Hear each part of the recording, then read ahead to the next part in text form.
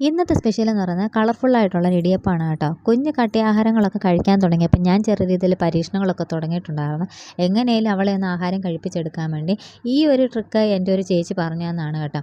ബീട്രൂട്ടും അതുപോലെ തന്നെ നീല കളറിലെ ശംഖുപുഷ്പമാണ് ഞാനിവിടെ കളറായിട്ട് യൂസ് ചെയ്യുന്നത് കേട്ടോ.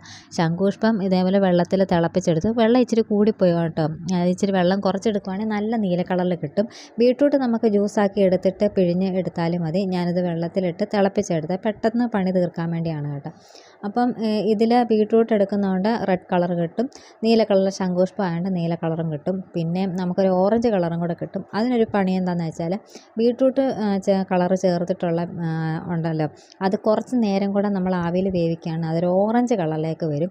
അങ്ങനെ നമുക്ക് വേറൊരു കളറും കൊണ്ട് എടുക്കാം. അപ്പോൾ ഞാൻ അധികം നേരം വേവിച്ചിട്ടൊന്നുമില്ല, സാധാരണ വേവിക്കുന്ന പോലെ തന്നെ. അപ്പോൾ നീലയും ചുവപ്പും ഒക്കെ ആയിട്ട് ഇതേപോലെ കളർഫുള്ളായിട്ട് കിട്ടിയിട്ടുണ്ട്. കുഞ്ഞിപ്പോൾ ഇടിയപ്പം കഴിക്കുന്നത് ഇതേപോലെ ചെയ്തതിന് ശേഷമാണ്. നിങ്ങൾ